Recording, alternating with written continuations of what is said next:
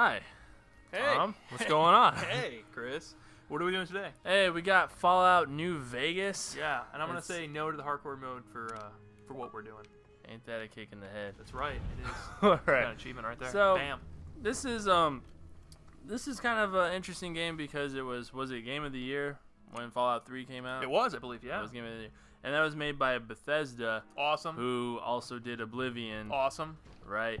Morrowinds. But they're not doing this one. This one is being done by Obsidian, yeah. who is better known for Neverwinter Nights, should I say? Obsidian's done some things. They also, some of the people who are Obsidian now that did work on the original 2 Fallouts for PC. Oh, awesome. So they're on there. I skipped the character creation just because that could take a little while, and we just threw a random character together, and we're just starting out. Now, the other thing I want to say about Obsidian is, and I hate to do them, but they're basically like the Treyarch to Infinity Ward.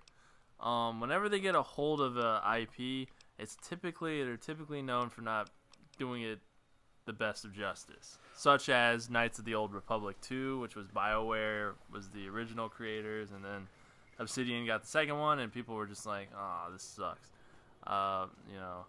The same thing with this one. People were kind of like, Obsidian's handling it. I don't know. What do you think, Tom? Is this better than Fallout 3? Ooh. Is it better? It is more of the same with some refinements, but a lot of the same issues. Straight up. I mean, it's a good game. Let's put it that way. If you liked Fallout 3, you will like this game. Is it a great game? Yes, if you put everything together and you look at the whole package, then yes, it is a great game. Is this contender for Game of the Year? No, it is not. No, it's not, because it's far too much like Fallout 3.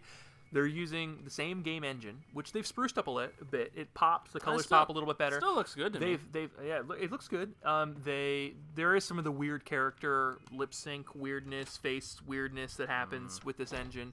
The dogs run a little bit stiff, a little rigid animation. A little rigid. Everything all right? The story is decent. The game is a lot more of the same. The problems that were in Fallout 3 though really haven't been addressed. The bugginess. And that's one of the hugest knocks I've seen on this game is how glitchy it is. It is massively glitchy. If you're going to play this game, you need to do the old kind of adage of role-playing games of save early, save often. That is your motto for this game. Seriously.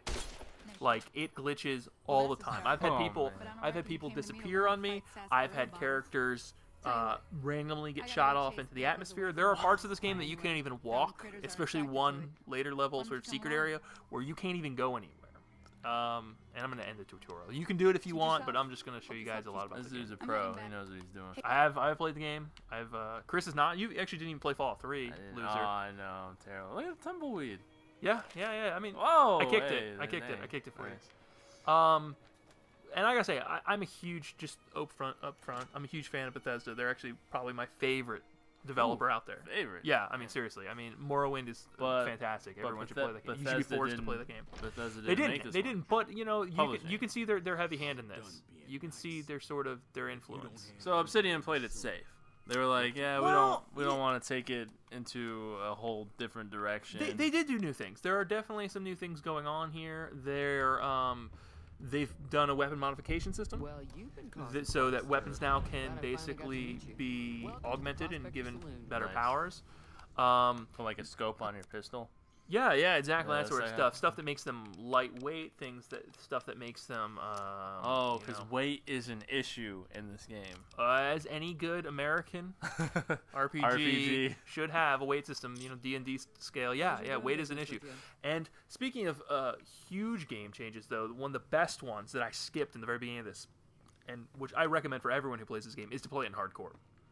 It makes the game 1,000 times better. Now, is hardcore really that difficult? No, but it does make you think ahead. You can get caught kind of with your pants down if you don't know what you're going on. If you're not paying attention, because what it makes you have to do is you have to sleep, you have to eat, and you have to stay hydrated. Sounds simple, right? Sounds simple. Also, healing happens over time, so it's not instant. Like in this version of the game, you use a stim pack, bam, you get health back. Oh wow! So like when you need health, you gotta wait for that. There's a delay. There's a delay, So that's something to keep in mind. Plus, you can't heal broken bones with stim packs. You have to use doctor's bags or Hydra, or actually go to a doctor. So this is definitely pretty technical and pretty hardcore. It makes it a little bit more D&D like. This isn't you drink a potion and you're good to go. No, this not is on hardcore. You have not on broken hardcore. bones. You need to find a medical. Well, yeah, pack. people can break your arm. You haven't played this game yet, and I'm just gonna jump right in for you because you don't know much about this series. It's one of my favorites. Sell me. You gotta sell me. You got 20 minutes to sell me this game. I will try. I will try my hardest to sell you this game. So the bad news is it's got a lot of the faults of Fallout 3. I mean, they've changed a few things. They've improved upon a few things. But now, one of the things that you hate about it is even though it's an open world-esque kind of game, yes, it's not. Okay, Fallout 3 is open world. You want to walk somewhere, you walk somewhere. You know, you're going to get killed sometimes if you're not of that level. But you have the option of going there. In fact, you can jump right to the end, right? You can't jump to the end, but if you know the vault in which your father is in Fallout 3, you can walk straight to that vault, and it'll jump you all the way to that quest. It doesn't jerk around. Some people like what they did in this. I am kind of on the fence about how I feel about it, but it pretends to be open world, really open world, but there's a lot of places in which they just won't let you go to. No, they put mountains in the way. Here, I'm gonna lockpick. They put barriers that really anger me, to be honest with you, because there's like invisible walls. There are invisible walls in this game, which I cannot stand in open world. I think it completely breaks. Oh, I lost karma. Look at that. It completely breaks the flow of the game.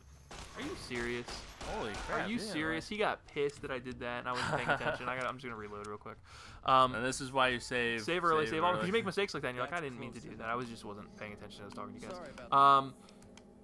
Yeah, there's invisible walls, and that kills me. That's my biggest. It breaks the illusion. It breaks the illusion. If I see a place that I can walk to in this game, they won't let you walk. And there's no obstacle, I don't care what you do. Put a rock there. Put a death claw there. Put radiation there to the point where I die. Do something that prevents me from going there. Don't just make it so that I can see a place and not go there. For a good example is the Hoover Dam in this game. You can literally jump off one side of the Hoover Dam, and the other side you can't, just for no apparent reason. Yeah, I could understand how that would be a little frustrating. It's just weird. It breaks that atmosphere. And in a game that's all about atmosphere and about freedom, it's like, what the heck?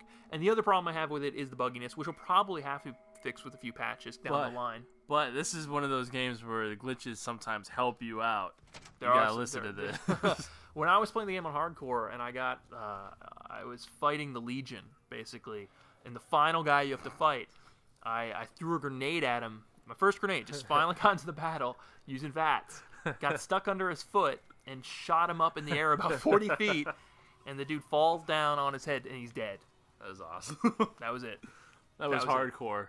This dude basically just got by. Yeah, I mean, complete little fluke, just like that. So, there's some stuff like that needs to get worked out. Also, one thing I really don't like is the load times through this game. As the game progresses, especially if you do sort of weirder things in the game, you know what I mean? If you kind of go off the beaten path, can get ridiculously long to the point where I almost wanted a book at times. It was really bad. I assumed, and this is installed on the hard drive. Oh, it is installed. Yeah, I was just about to ask that. No, I installed it. I've learned my lesson. They didn't cut it down, huh? No. Wow. No. And then again, this is a really big game, so I guess that's understandable. Yeah. So speaking of the game, what happened was you're a courier, you're delivering messages in the wasteland, and basically you get set up, you get shot and thrown in a grave, and that's where you start off. And a robot, cowboy robot, digs you out, and now you're trying to get revenge. So you didn't die. You didn't die. You got patched up.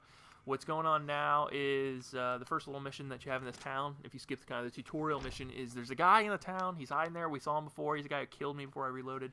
And he kind of is pissing people off. And you can choose to either help him or not help him. So I'm going to help him. And we're going to show you what VATS looks like and a few things like that. Oh, I can't wait. But I'm going around asking different people for help. And I'm just doing it very quickly. Get the golf club. Get the golf club. Big fan of the golf club.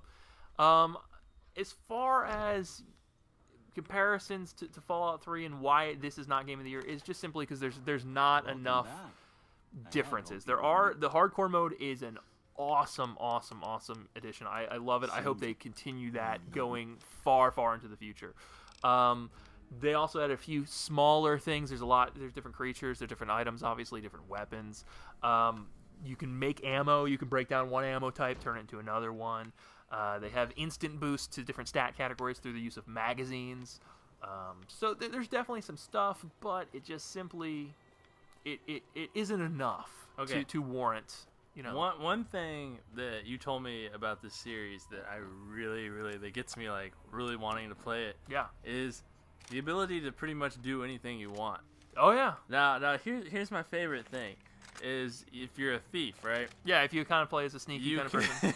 You can, like, pickpocket a dude. Yeah. And then pull out a grenade and drop it in his pocket. Yeah, you can do that in Fallout 3, too. Yeah, there's actually achievement in Fallout 3 for doing that. I love that. I think. Yeah, and they blow up. Right. You can do mines, too, if you don't have any grenades. Makes me want to play this game. So, it's, I'm just going to say, let's do this. We're just going to go out, we're going to, here we are, we're going to go fight, and we're going to try. Time to look alive. They're coming to play. Powder Gangers. They're a bunch of guys who broke out of prison. The Powder Gangers. Huh? Wow. Yeah. Powder Gangers. That was great. Yeah. So this game though, like we want to talk about because what's the big sell point of this game is freedom, right? To do whatever you want. You can play it the way you want to play it. It's an RPG, but you can play it however you want. Now, my question is, like, is there a linear path or do you just basically... No. In fact, there are 4 distinct achievements for 4 different ways of finishing this game. Oh, okay. That's more my question. So you can totally... So this is... You can play however you want. So this is me just shooting people, and they're shooting back. So since we're not playing in hardcore, I'm just going to go ahead and use some aid here. And then let's show you the glory of VATS. You don't know about VATS. You can play this like first-person shooter if you want, or you can go into VATS and do fun stuff. Like this guy's got a baseball bat. Select his head, use my action points, and start popping them, dude. That's it. Oh, and sometimes if you're lucky, you can blow bits off. See, we'll see. It's normally with the fatal kill. But my teammates are doing some damage here. See, people will flee you, as you're seeing there. If they get scared of you, switch over to he's trying to run away. We don't want him to run away. So the VAT system is unique only to Fallout, right? It is. It's a Fallout sort of thing. This guy who was trying to kill me a few seconds ago, now he's trying to run away. I'm not a fan of that. So let's just see. Gotta finish the job. Man. It looks so ridiculous. What do you mean? They don't, now they're saying that the Powder Gangers, they don't like me. They're angry with me because I messed up their dude. But that's how VATS works. So I'm gonna do all guns because I know you really want to see. You really are curious. Intense strength, simply, this is when you level up at certain points. You can choose different attributes that you want to, do a little better. This lets you pump up one of your core attributes, if you will. So let's just set out into the world. Let's just show you what the game is, what the game's like. So one thing, like first off, looking at it, it's a pretty depressing looking game. Well, we don't have like lush, glorious forestry environments or no. This is a post-apocalyptic. Yes. And I've never played any of the Fallouts, not any of the PC ones or the. Yeah, you're missing out. You really so are. I don't you really. Are. Even I'm actually story. Since you talked about depression, I'm gonna go show you your own grave, like where they dug you out of the grave. Yeah. Okay. The idea here is that there's a nuclear war and some people survived, some people became mutants, and things are bad. There's radiation poisoning. Here's your grave. Little crow. Come up here also. Now, were you First buried? Snow globe. Yeah. Well, they were digging your grave. Oh, okay. Maybe they just threw you in and the robot guy found you. Yeah, basically. That's what's going on.